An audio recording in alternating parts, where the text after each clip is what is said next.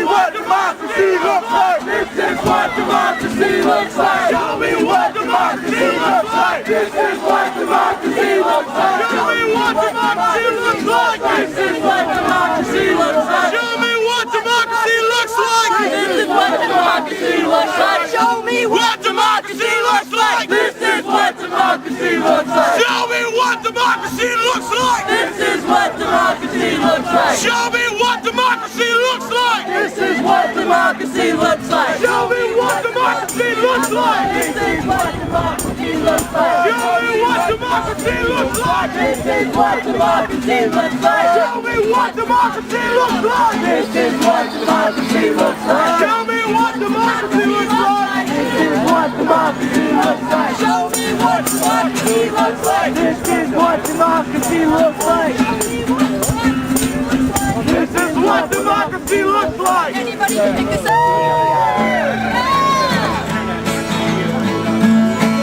I'm an occupier, I'm the first one fired, I'm the last one hired. Now I'm sick and tired, I'm mad as hell, and I won't take it anymore. The rain is freezing and the sky is gray. I've been trespassed from here, but I'm back anyway. I'm mad as hell, and I won't take it anymore. I'm mad as hell, and I won't take it. I'm an occupier, and I don't fake it. I'm mad as hell, and I won't take it anymore. You use my money to bail out your bank. I have no health care, so I'll be frank. I'm mad as hell, and I won't take it anymore. Right now, I'm down here in downtown Raleigh. I lost what little retirement money I had. I lost in the 2008 screw up because I had my money with a company that I didn't know at that time was a subsidiary of AIG, and they went bust when AIG went bust. And so personally, the 2008, 2009 financial thing hurt me. I'm tremendously upset that people talk about they want a market economy and they want to be capitalists and all that, and then they do socialistic things like getting bailouts. And, so I'll stop now because I could go on for hours about the things I'm concerned about. Next question. No, I think you've answered what I wanted to know. I mean, that's good. So what do you think we'll accomplish today?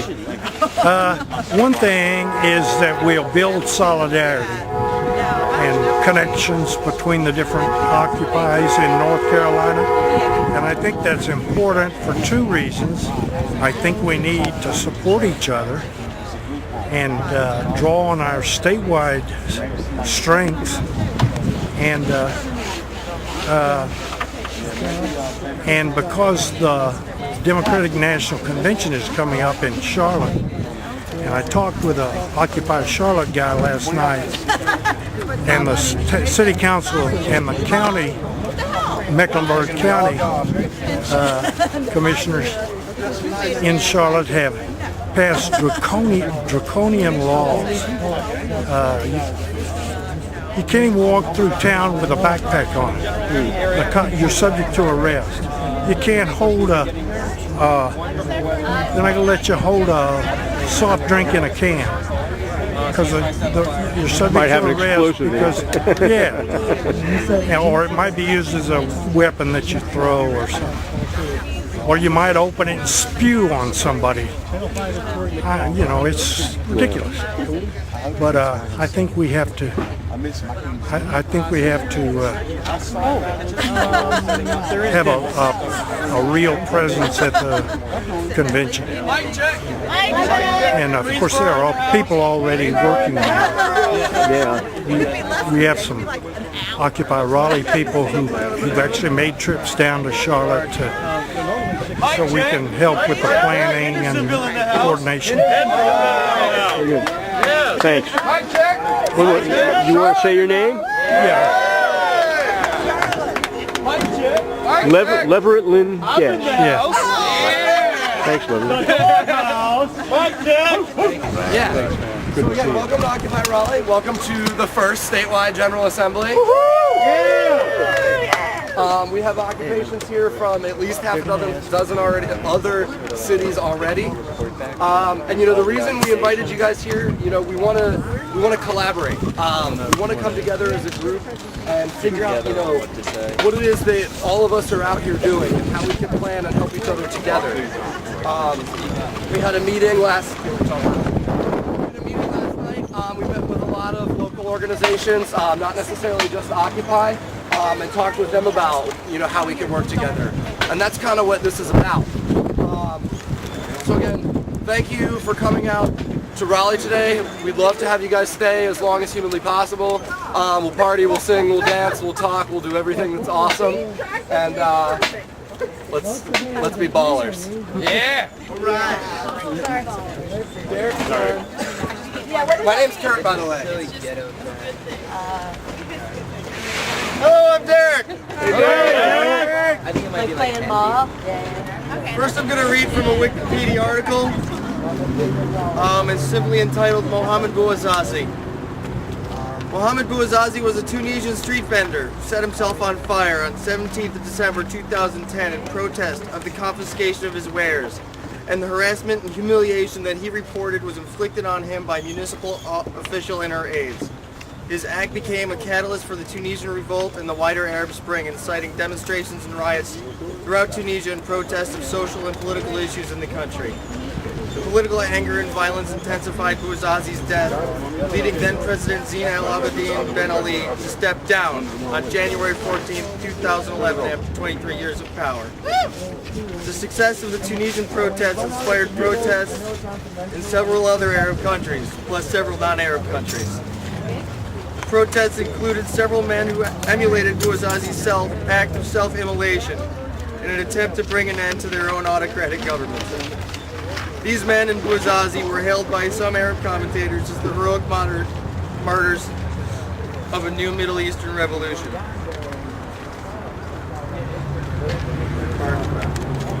Pause. Play. According to friends and family, local police officers had allegedly targeted and mistreated Bouazizi for years, including during his childhood, regularly confiscating his small wheelbarrow of produce.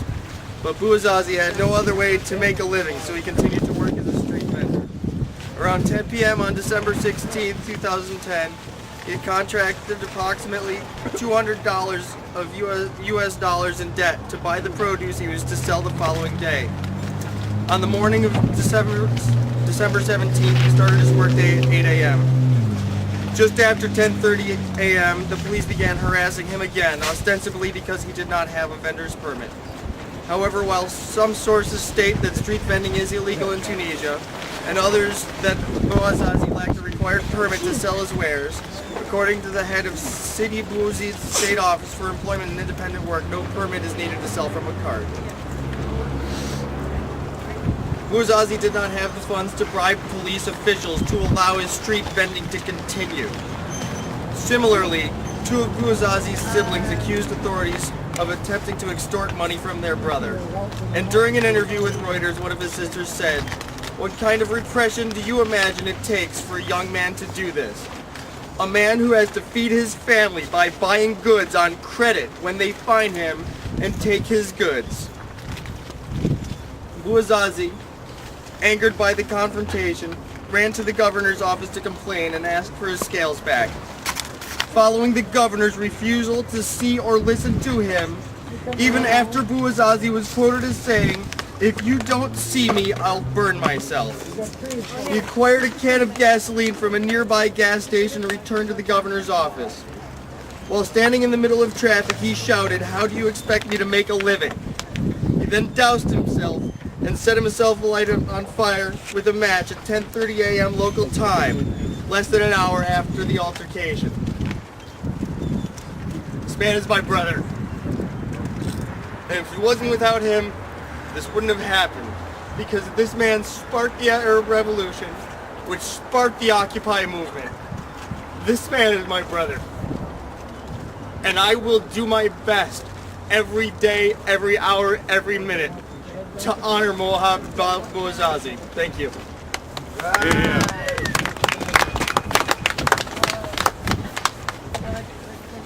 Right.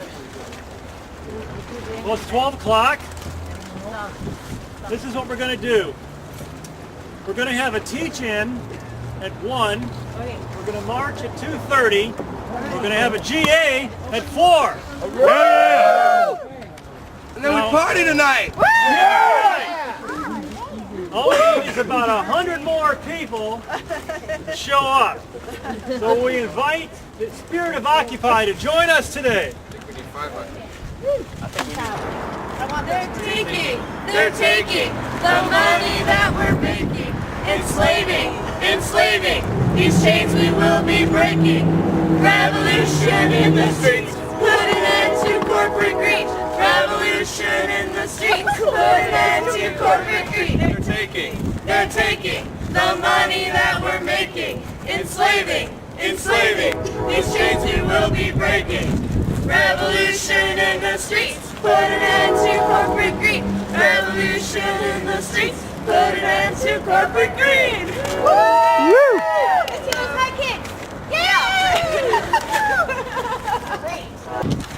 So, actually Ben is gonna talk a little bit about like why the DNC blah. Yeah.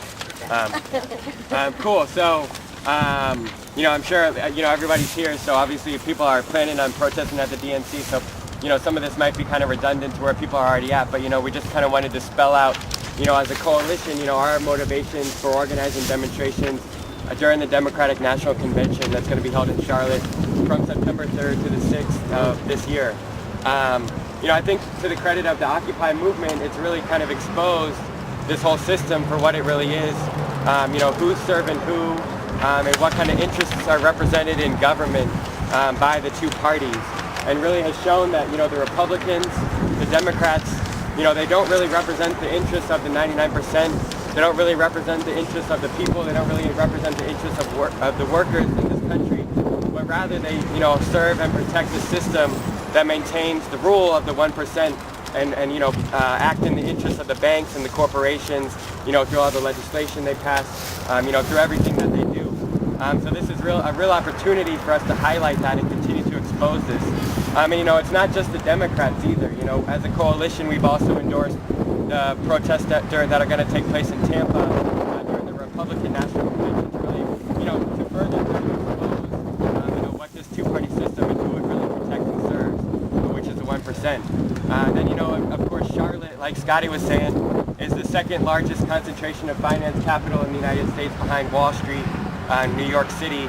You know, we've been calling it the Wall Street of the South, that has the headquarters of Bank of America's world headquarters, which, you know, they're responsible for, you know, so many atrocities, from foreclosures, holding student loan debt, driving environmental destruction and funding coal, mountaintop removal and all this stuff, you know, funding the prison industrial complex, you know, to name a few. Then there's Wells Fargo's Eastern headquarters are also in Charlotte. It was a former, and you know, they swallowed up Wachovia Bank when the whole crisis began and Wachovia was going to go bankrupt. And now, you know, they have their Eastern headquarters in Charlotte. And there's a host of other corporations that are doing all kinds of dirty stuff that are, you know, call Charlotte home. You know, Duke Energy is one of them. You know, they're merging with Progress Energy right now and trying to jack up everybody's rates to lay off a bunch of workers, you know, that they're eliminating through this merger. So, you know, there's a lot of targets and a lot of banks and corporations that are home in Charlotte. And then, you know, it's also, you know, to highlight the hypocrisy of the Democrats. What's up, y'all? You know, holding their convention in North Carolina and in Charlotte in the South. You know, North Carolina is one of only 2 states, Virginia being the other, that explicitly ban collective bargaining for public sector employees, which is a hangover of the Jim Crow era. It's a Jim Crow law. That's still on the books. That's a tree. And that's cool. And you know, North Carolina in the South is a bastion of anti-worker laws, right-to-work laws.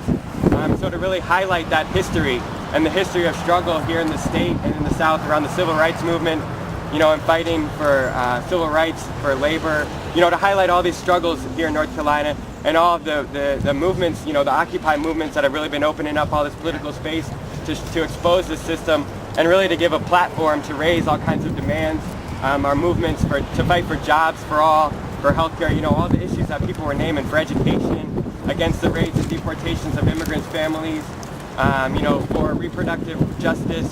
Day speech at the Bank of America Stadium.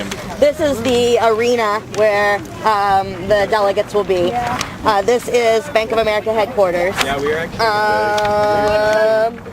and so we just had an exercise where we marked things that we thought were important, like here's the jail. But you know, these are the yeah. Where do you think could be a staging area though? It'll be Marshall Park maybe? We've heard that there might be a quarter-mile radius that is established by the Secret Service. So we haven't actually mapped that to see what the blocks will be. Where Occupy Charlotte was, which is right here, Trade Street. That was one of the concerns is that was definitely within that quarter-mile radius. So we're looking at something that's further than that, at least. Are there any large? Okay. Were there any? Yeah. Did anyone else? Are there any large public parks located outside of the quarter mile? Well, see. Hello! Hello! You don't have to mic check me if you don't want to. You don't have to mic check me if you don't want to. We're marching from here to the state capitol, which is just following that road about 4 blocks. Earlier this morning, the police came by just to touch base with us, get an idea of what our schedule was, what our plan was, and they made it very clear that if people go in the street, they will arrest you. We want to make it very clear that we do not have bail money to bail you out. This is an autonomous movement. You may choose to go into the street. I am not your father, your boss. I'm not going to tell you not to, but I'm not going to bail you out. And no one else might either. Yeah! When we have had marches in the past, some we have done on the sidewalk, some we have done in the street. I think all the ones, most of the ones, not all, that have been in the street have involved some arrests. In general, a lot of us tend to believe that the police are part of the 99%, but that they get orders from basically the 1% filtered down to screw with us and everyone else. One of the things, we had a discussion with the police a little later today, where Jim and I talked to them, and even though we do not have a parade permit, they have chosen to block off the intersections that we need to cross streets at, so that we do not have to stop and wait for the little crosswalk stuff. Okay, good. We did not permit for this. This is a decision they have made to do to help us and make our march safer. Some of us feel that this is a positive expression of solidarity with us, and me personally, I'm going to stay on the sidewalk to extend that respect back to them. That is my choice. I will not fault anyone for making a different choice, but I reiterate, we are not bailing you out. Right.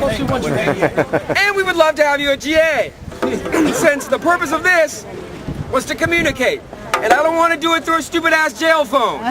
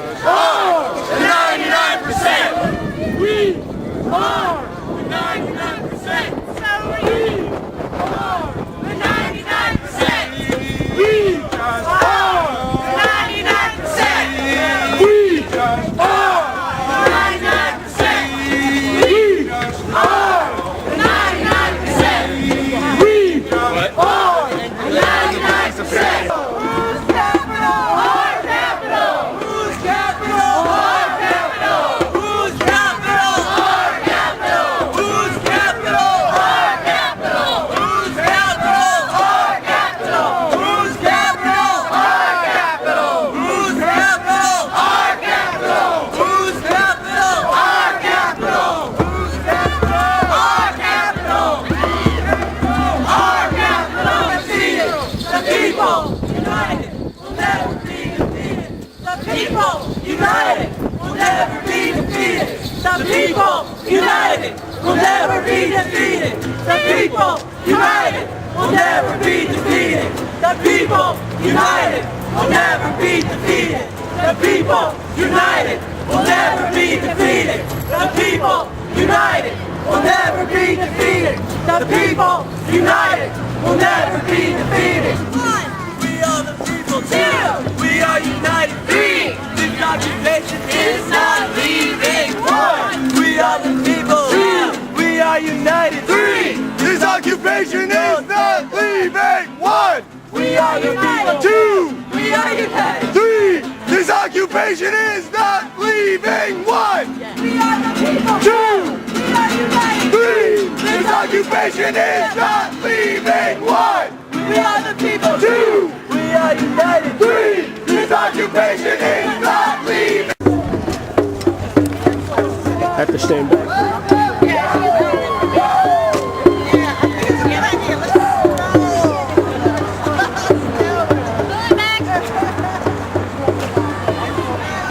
Great, thank you.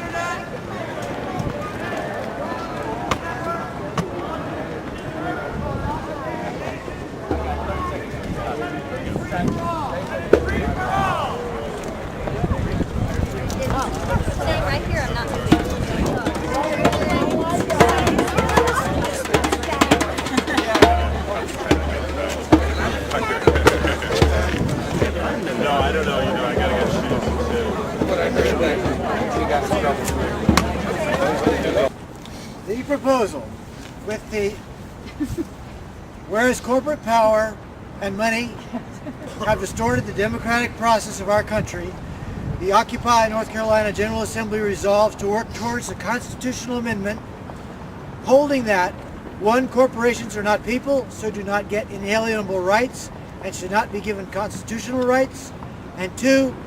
Money should not be considered free speech in elections. Some initial actions will be to adopt a statement to send to the North Carolina legislature to support this amendment. Nothing in this amendment will be abridge the freedom of the press. Okay, so we are now going to be testing for consensus. Do we have any stand-asides? Just raise your hand if you are standing aside. Behind you. She's demonstrating. Still have a stand-aside. All right, do we have any blocks? That would be like this. Okay. Do we have consensus? Woo! Woo! Yeah, we have consensus. Yeah! Woo! That's huge. Proposal. My proposal is that we have a working group that works seriously, that to have as many representatives as possible from each group, that works seriously on having both actions and petitions and getting the word out on how regressive these laws are and anti-democratic these laws are, to have over 80,000 signatures required just to have a new party on the ballot. We will now be taking stack. I think we already had the proposal basically repeated pretty recently about what we're doing, just creating a working groups of different occupations to encourage that as this goes. So, we're going to go ahead and move and call the question. Do we have any stand-asides? Okay. Do we have any blocks? Any blocks? No blocks. Okay, we are going to call the question. Do we have consensus? All right, 2 for 2. The next proposal is for a... The Occupy North Carolina General Assembly calls upon the North Carolina General Assembly to institute a 1-year moratorium on all foreclosures in the state of North Carolina to allow the Attorney General time to investigate and or prosecute any examples of foreclosure, criminality, or fraud. Do we have any stand-asides? Anybody wish to stand aside?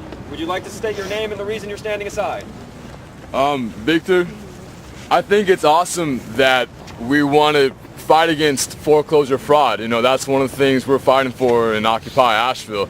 I just think that if you have a one-year moratorium on all foreclosures and it's unspecific and that goes through, I think we need to make more specific before we actually put it through. I just want to clarify.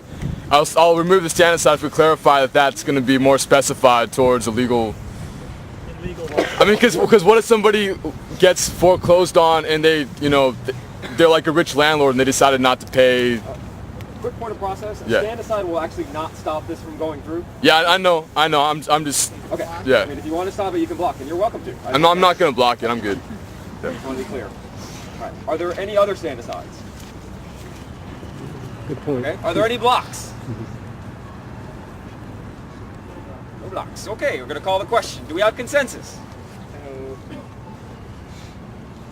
All right. We have consensus. All right. The last of the non-coordination style proposals is to do with encouraging occupations to do teach-ins and Occupy-related topics. Will that person please approach? Whoever brought that proposal. Occupy WNC. This is a proposal that was consensused by our GA in Occupy WNC. The proposal is this.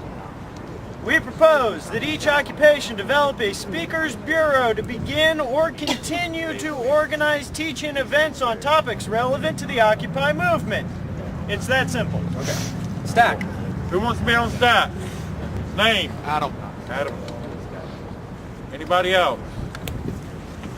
Going once. Going twice. Ryan.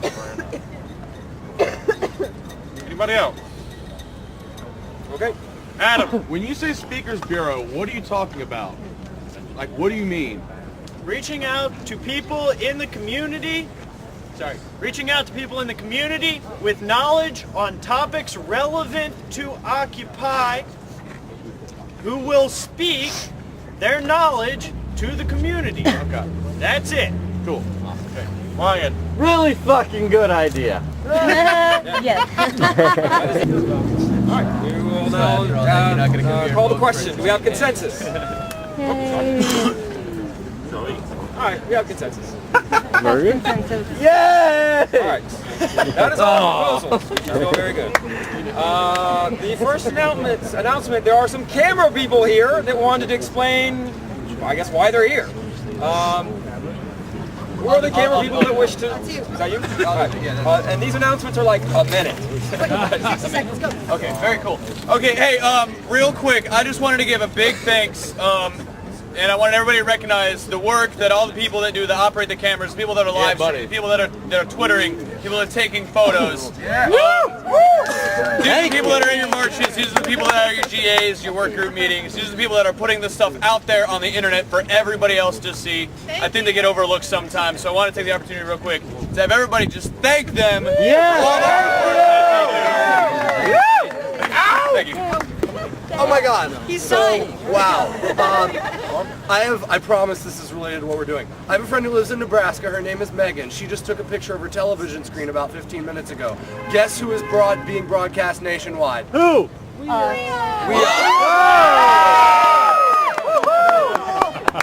Compliments of those guys.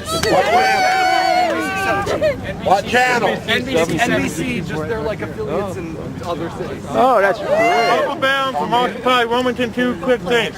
One of the things I've done over my own personal initiative is I've created a link page for all the Facebook groups in Occupy North Carolina. I will endeavor in the next couple of days to rebroadcast that out to all the Occupy so everybody has access to that link page. That way you all can stay in contact with one another. Second thing real quick. The Occupy North Carolina General Assembly, and not to toot my own horn, was an idea I had 4 months ago back when the Occupy Charlotte was having problems. And unfortunately didn't go anywhere for a little while until Garrett Lagan with Western North Carolina came on board and started helping me, and then Occupy Raleigh came on board.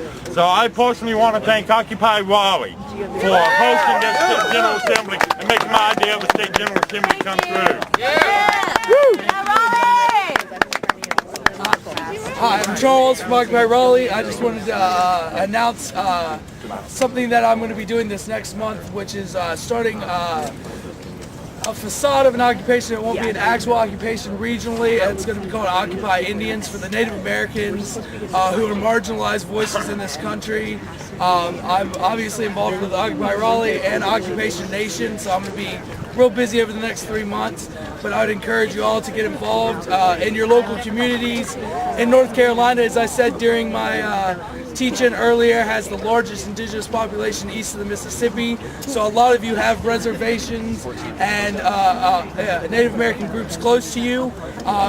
Just look for links that will be posted on Occupy Raleigh's Facebooks and stuff like that, so you can spread that to the closest indigenous groups close to you, because we need to gather together with their resources and their movement that's going on, because this affects all of us and they are a marginalized voice. That's right.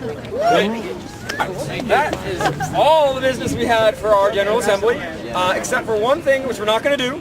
But we had talked about having a discussion that after having experienced this as a group, to discuss how we can use statewide General Assemblies to move us forward, how proposals fit in with this assembly versus the different occupations we have. And I encourage you over this fine pizza that you will soon be eating, or already eating, that you have discussions about how this statewide General Assembly process can help the whole Occupy North Carolina and maybe even regional move forward.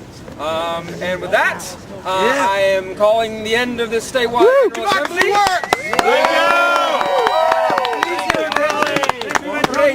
And Mike Check, thank the fabulous facilitator. Good work. Doing a dirty job. There's pizza. Pizza, all right. I'm mad as hell, and I won't take it. I'm an occupier, and I don't take it. I'm mad as hell, and I won't take it anymore. I lost my house to one Linda Green. I'm not trying to take away your limousine, but I'm mad as hell, and I won't take it anymore. I don't want your car, I don't want your boat. I only want to be heard when I cast my vote. I'm mad as hell, and I won't take it anymore.